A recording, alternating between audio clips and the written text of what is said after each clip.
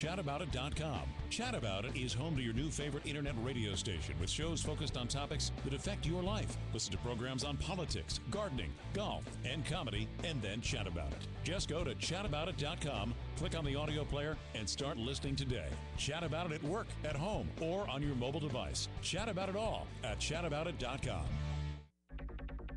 This is Chat About It, the future of internet radio. Don't just listen to internet radio shows on business, sports, or politics. Chat about it. Today on Mr. Media, I'll talk to one of my favorite new novelists, Richard Doetsch, author of The 13th Hour and the just released Thieves of Darkness. Stick around.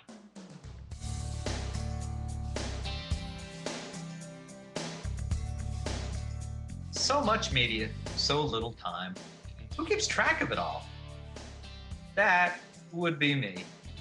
This is Bob Andelman, and this is a Mr. Media interview. You know, MrMedia.com, MRmedia.com. Stop by and check it out. There are more than 600 archived celebrity interviews for your listening pleasure. And the show is brought to you today by thepartyauthority.us. Planning a wedding, mitzvah, or corporate event? For any and all occasions, call the Party Authority nationwide at 1-800-DIAL-DJs. That's 1-800-342-5357, where one call does it all. And what's the name of the show again? Oh yeah, Mr. Media is recorded live before a studio audience of incredibly frustrated fiction writers in the new media capital of the world and home of the best team in baseball, St. Petersburg, Florida. Now, can it be only 6 months ago that Richard Doetsch was a guest on Mr. Media? I remember it well because I was so breathless in my praise and admiration for his then new novel, The 13th Hour. That story completely blew my mind. I still don't know how Hollywood is going to squeeze so much storytelling goodness into less than 3 hours, but I can't wait to see them try. And now Doetsch is back with another new book, Thieves of Darkness, which is the third installment in the adventures of stories of world-class thief and all-round gentleman Michael St. Pierre.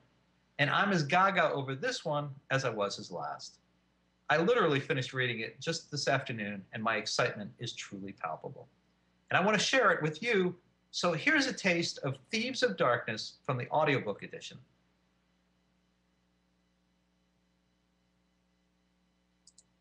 Rippling his cheeks. His body was prone, his arms and legs extended to control his fall. It had been 5 seconds since he had left the safety of the plane, and Michael was already at the terminal free-fall velocity of 120 miles per hour. Michael glanced at the altimeter on his wrist, watching the numbers fall toward his deployment height of 4,000 feet. Though comfortable with skydiving, he was never foolish. He didn't want to deal with that fatal free-fall injury, SDT, sudden deceleration trauma, what some people called hitting the ground. Michael pulled the ripcord. His chute fluttered out of his parapack and jerked him to a halt. The parafoil spread above him, capturing the air and guiding it across its airfoils, allowing Michael to control his descent and direction as if he were flying. Every time he released his chute, he said a little prayer and made sure he could easily reach the hook knife that dangled at his side. Though he packed his chute himself, he dreaded becoming entangled, having to cut away his main chute in time to deploy his reserve. He knew it was rarely the novice who was killed skydiving. More often than not, it was the overconfident expert. He gripped the guidance handles of his parafoil and directed himself toward the far edge of the outcropping. The prison sat upon a ledge that was more akin to a Wyoming mesa than an Ubiquistan mountain. The lights of Chiron Prison were the sole sign of civilization for 50 miles. It was an imposing structure, seeming to grow out of the earth, out of hell itself. There was no barbed wire, razor wire, or fences. Its location and height served that purpose far more effectively. At 3,000 feet, surrounded by desert, the prisoners would be imposing their own death if they attempted escape. The half-moon on the cloudless night painted the world blue, softening the soft rock outcroppings, dyeing the desert so it appeared as comforting as the sea. A lot of people write books but not a lot of them write in such a way that when you get to the end, you don't want the roller coaster ride to end. Michael Chabon's best stories are like that. So are Richard Doetsch's. Richard Doetsch, welcome back to Mr. Media. Hey, Bob, thanks so much for having me. My pleasure. I hate babbling like a fanboy, but what can I say? I mean, I really enjoy your work. I can't hide it. Oh, you know what? I can't thank you enough. Well, this is I know I read 13th Hour earlier this year, and this is the first of the 3 Thieves books that I've read, and now I have to go back because I have all this free time. I have to go back and get the first 2. I feel so behind the 8 ball suddenly. You know, it's so funny. It's they're so different, both of these books, The 13th Hour and The Thieves of Darkness. It's like switching gears. But the great thing I have found is that the people who have just discovered me through The 13th Hour are enjoying The Thieves of Darkness all the same, but for all different reasons. So, you know, I'm a very lucky person. Well, there's that great tone and storytelling that comes to each of them, and there are certain similarities between the lead male character. I mean, you've got guys that are have very strong character, pretty strong ethical system, despite of course Michael St. Pierre is a thief. I mean, was a thief, is a thief. Once a thief, always a thief. Richard? That's what they say. Yeah. You know, it's interesting. I always base the characters, you know, the lead characters out of myself, only because it's my voice, and it's much easier to get inside my head than to get inside someone else's head. So, you know, some people have said Nick Quinn from The 13th Hour, Michael St. Pierre. There are certain parallels, but one's a little bit straighter shooter than the other. But they both go through hell, you know, in their own kind of way. Now, where did this is the 3rd book with Michael St. Pierre. Where did the original idea for him and the line of thought that he is a thief, where did that come from? Is it something in your own past? You know, well, we won't comment on part of that past, but everyone talks about that they want to write a novel. Everyone says, you know, someday I'm going to write a book. And I was riding the train into the city one day, and I hate people who talk about what they're going to do. And I thought, there's so many stories that I'd love to see that I'd never found in a bookstore. And everyone writes about a detective or a policeman or a Navy SEAL. And I sat down and started to write. And I did it every day on the train. And I wanted an anti-hero, you know, a very Butch Cassidy, Sundance Kid type of person. And I came up with Michael St. Pierre. And he's always dealing with moral compromise, as we all do. And, you know, how far will you go, you know, for your own heart to break a law of God, a law of man, you know, a law of friendship. And so I thought, what a great way to have a thief who's always, you know, looking at that, having to go that extra mile. Basically, it's the cross that he's had to bear because of his past. So he's great fun to write, and it's much better to write somebody who's got some, you know, questionable background as opposed to somebody who's so straight and narrow. Now, I asked you if maybe there was a little thievery in your background, and I'm reminded, because we spoke earlier, that, of course, you were in real estate. That's like having a license to steal, isn't it? That some people say that, and, you know, a lot of people in the industry really gave it a bad name. But, you know, the interesting thing is with Michael St. Pierre, when I was a kid, I wasn't a criminal, and I wasn't a thief, but there are experiences that I had, you know, whether it was, you know, scaling buildings or, you know, helping somebody procure some information that I did, and you get this little bit of adrenaline rush, and it gives you some insight into why some people do what they do. And a lot of that helped me to infuse Michael's character. And a lot of what he does, the opening scene in that you just heard Bob Walter speak, and he's got the most fantastic voice. I love his rhythm, his cadence, you know, in the way he reads. It's like God reading my work, which is such an honor. But that opening scene where Michael St. Pierre is jumping out of a plane, that's from my life, you know, and there's so much that I do that I try to draw into the books. And, you know, whether it be, you know, doing some stupid things like skydiving or bungee jumping, or reflecting the love that I have for my wife, because I always kind of make her the lead female character, and I always put her in danger. Sometimes I've killed her, but I find a way to bring her back. And it's That would be the 13th hour for people who don't know what he's talking yeah, about. that would be in the 13th hour. The story runs backwards for those that haven't had a chance to read it. And Michael's Nick is trying to save his wife, but all my stories, the main character is really trying to save somebody he loves. In the Thieves of Heaven, Michael's trying to save his wife, and in the second one, he's trying to save his father, and in this one, he's trying to save a woman by the name of Casey and a good friend of his named Simon Bellatori. Because I think that when you're reading, you draw a much better connection with a personal quest. So many people are trying to save the world, and we don't invest ourselves. And I think when you create a character that people can identify with, that people can truly love, it pulls them into the story all the more, and it makes the excitement all that more tangible. And it's just the way that I write. And I came to this late in life, as we had discussed earlier back in January, and I found this passion, and I write prolifically. Obviously I've got 2 books out this year, and I've got a couple screenplays, but I have found a love, and I get to indulge myself every day, and I consider myself one of the luckiest people around. Now, I was just thinking about what you were saying about your wife, and people who become fans of your books, they know kind of intuitively that the woman who's the lead character opposite Michael or Nick in either of the books has to be someone close to you, because of the way you write about the man's devotion to her, his love for her.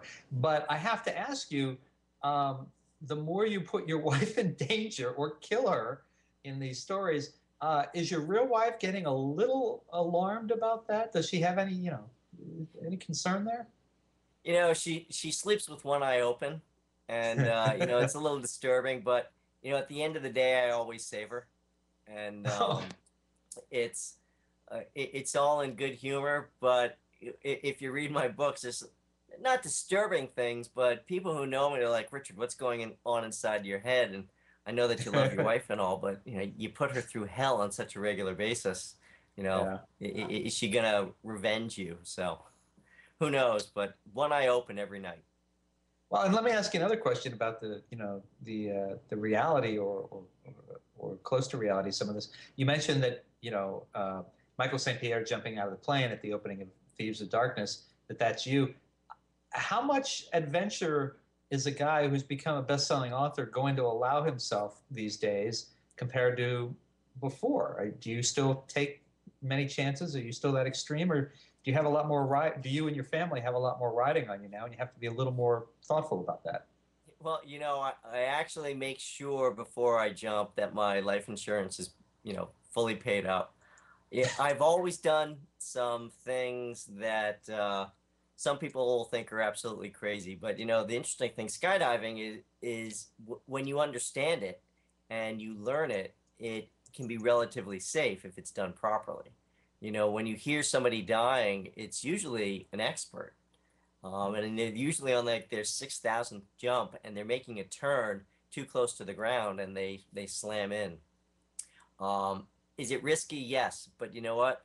I don't drink, I don't do drugs. I do have a bit of an addiction to adrenaline, and I draw on that when I'm doing some scene where Michael's trying to get away, or some edge of your seat fight.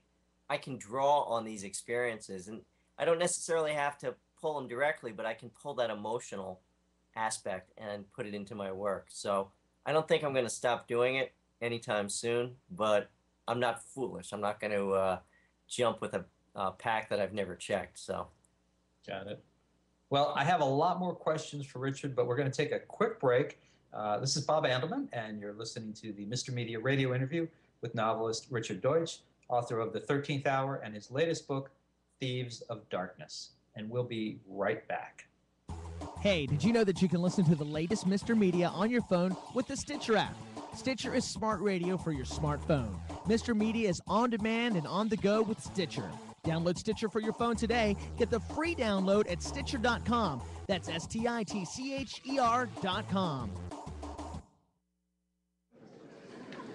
Coming up next is a really funny guy. You all know him. Let's give it up for Alonzo Bowden. Alonzo!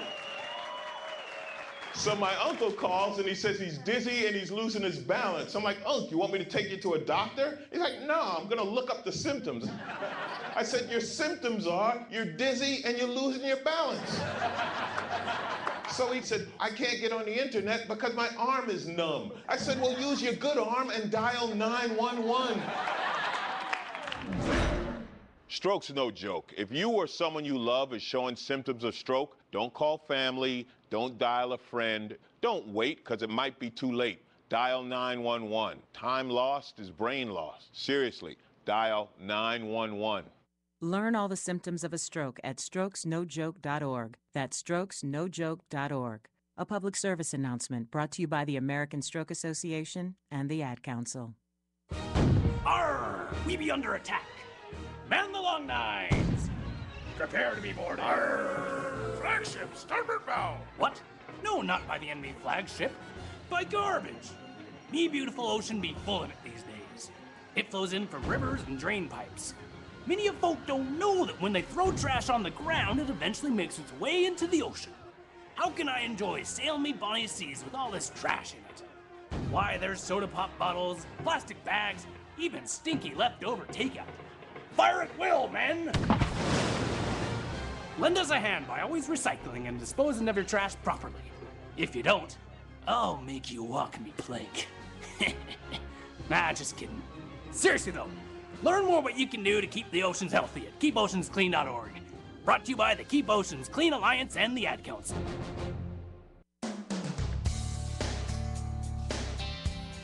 This is Bob Andelman, and you're listening to the Mr. Media Radio interview with novelist Richard Doetsch, the author of some of my favorite books this year, The 13th Hour and Thieves of Darkness. And before I bring Richard back on, check out this Bantam commercial for the first book in the Michael St. Pierre series, Thieves of Heaven.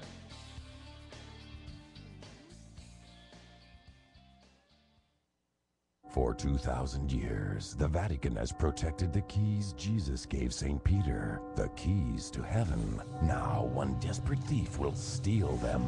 Read The Thieves of Heaven by Richard Doetsch, a spectacular thriller. Yeah, what he said. Hey, Richard, I think the real question on my mind is this. How much travel and research did you do for a book like Thieves of Darkness? I mean, I can imagine that you developed such detail about Istanbul. I can't imagine, I guess what I'm saying is I can't imagine that you developed that kind of detail about a place like Istanbul without being there. You know, in all honesty, I've never was there. No. I do extensive research. You're killing me. Really? What's amazing is I haven't been to any of the places I've written about, but I make sure that I know the place like the back of my hand. Just like when Michael St. Pierre goes into a museum or wherever to steal, and he's never been in there, he knows it like the back of his hand before he goes in. Well, it's the same way I write my books. I make sure I know every street. I make sure that I know the detail of every single building, and I have books and everything else on it. When I wrote The Thieves of Darkness, the one thing I did do was I did contact the Turkish embassy, who was extremely helpful and put me in touch with a slew of different experts, and so I could really put out very pointed questions and get the information I needed. But have never been anywhere. I go in my mind. I've traveled extensively in my mind. I'm very surprised, and it's interesting. I don't think it's giving away anything to say that a chunk of the book at the beginning takes place in the Four Seasons Hotel in Istanbul, and you all know this, but I spent some time a year or two ago with Isidore Sharp, who's the founder and chairman of Four Seasons Hotels and Resorts, working with him on his memoir. And I thought, wow, he's going to get such a kick out of knowing that you were at his hotel, and there's so much of the book takes place there. And I can't believe that you had not been there. That's incredible. You know what's amazing? And that was a prison. The Four Seasons in Istanbul was a prison. And I thought that's really how I happened on it and put it into the book, because I thought, how great to put, Michael St. Pierre, this thief, into a hotel that was formerly a prison. I had to give him the little heebie-jeebies, but it's an amazing, amazing hotel. And they were very helpful. They gave me a lot of information. So that's great. If you talk to them, tell them it's a great hotel, even though I haven't been there. I will. We'll have to figure out a way to get him a copy of the book. I think he'd enjoy it. Are you, as much as you're writing these days, are you into or on your way to a fourth Michael St. Pierre book? I am. I'm actually just about completed a book. I haven't titled it yet. Tentatively, it's The Thieves of Legend, only because that was, the first thing I wrote down when I wrote it. But it takes place a lot in the Orient, in China and Macau, and there's just some fascinating things, between the Forbidden City in Beijing and things going on in Hong Kong, and the Venetian Casino in Macau is just absolutely spectacular. And a lot of people don't realize that Macau is now much larger gambling-wise than Vegas. And, it's a fascinating place that so many worlds have come together in. I, too, have written about Macau and the gambling there and have not been there, so I hear you. Hey, I've got a title for you, though. Instead of, Thieves of Legend is great, but how about Thieves of Your Economic Health? How would that be? That's even better. I'll go with that if, people will latch onto it. All right. But I want an autographed copy of that one. We just got a couple minutes left, and I want to ask you about how things are coming on movie adaptation for 13th Hour, and bring us up to date on what else is being adapted. Sure. The 13th Hour, the screenplay is completed. They're just doing a little bit of polish on it. They expect everything to, they'll sign the director probably in about 2 weeks. And right behind that, we've got a fabulous actor, a $20 million actor, actually, that hopefully will get announced very shortly. And that narrows it down. Let's think, folks. Think. There are only about 6 to 10 people that fit that mold. So, it's very easy to narrow down. But they should be going into production. They're looking at a January, February production. And, a very exciting thing, I can't say who the studio is, but we've nearly completed a deal on the Thieves of Darkness to make that into a film. And the exciting thing is I'm actually going to be far more involved in the screenplay and actually co-writing that. And we should be announcing, who that's with and what studio come just after Labor Day. But I couldn't be happier, that I'm getting multiple characters up. The Thieves of Heaven is actually, moving along. It's had a little, typical Hollywood bumps with some of the actors. But I've got 3 things that are moving. And a book that I have coming out in February of 2011 called Half Past On. People should be seeing that on the screen also. So I've been very lucky to walk in 2 worlds, both cinematically and literature-wise. So I've been very blessed with this second career. I have to be honest. I haven't heard a word you said since I was trying to think of a $20 million actor. Let's see. I'm thinking maybe Matt Damon. I'm thinking, could the character go black? Could it be Will Smith? Let me think. Who else would get 20 million? We've been at that period where some actors who used to get 20 million, like Tom Cruise, are getting peanuts now, if anybody even wants them. And it would have to be someone of a certain age. I'm thinking mid to late 30s, maybe early 40s. Yeah, no, you're in there. You're in there.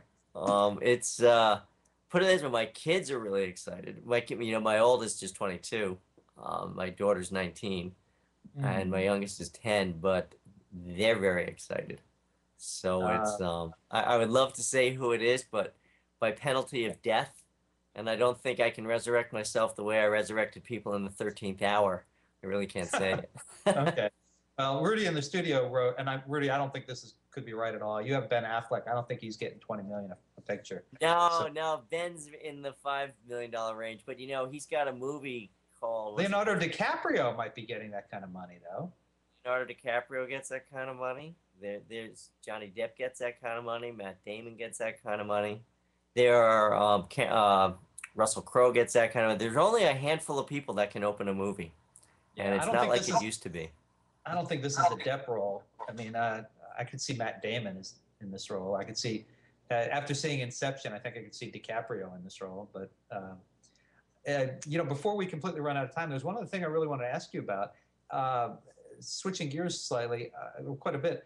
Have your book sales been affected much by the digital thing? I mean, the iPad and the Kindle. Are you seeing much change this year in the way your sales are going? I've actually seen an increase in sales. My Kindle sales are terrific, and interestingly enough, I wrote a book called Embassy, and a book is kind of an amalgam of a book with some video vignettes in it, and it came out last October for the iPhone and everything else. Well, when the iPad came out, sales of that exploded, and I have found that as the years have gone on, the percentage, is climbing from, say, 10 to 15, maybe even a little higher percent of electronic sales to hardcover sales or, paper sales. Right. Oh. And do you use a Kindle or an iPad? I do not. My daughter has both, and she swears by it. But I don't have that much time to read because I think that if I had the time to read a book, I should be writing a book, and so I haven't cracked too many open lately. Well, I'm getting the signal from the studio that I need to wrap up. But folks, listen, you can find novelist Richard Doetsch's latest book in the Michael St. Pierre Adventure Series. It's Thieves of Darkness, as well as one of my now all-time favorites, 13th Hour. It will blow your mind, in great bookstores everywhere, where you can order it online right now at mrmedia.com. And for even more of Richard, check out his website. It's Richard Doetsch, DOETSCH.com. Richard, it goes too fast. Thank you so much for joining us again on Mr. Media. Hey, Bob, I am so lucky to be able to talk to you twice in 1 year. Thank you for taking the time, and particularly thank you for reading my novels. I appreciate it. My pleasure. You be well. And folks, thanks for joining us today. I really appreciate you sharing a piece of your day with Mr. Media. Check me out on Twitter and on Facebook. And thanks for listening. See you next week.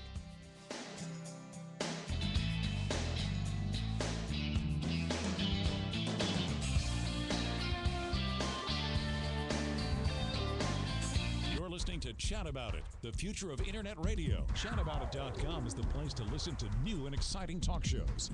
Listen live. Chataboutit.com.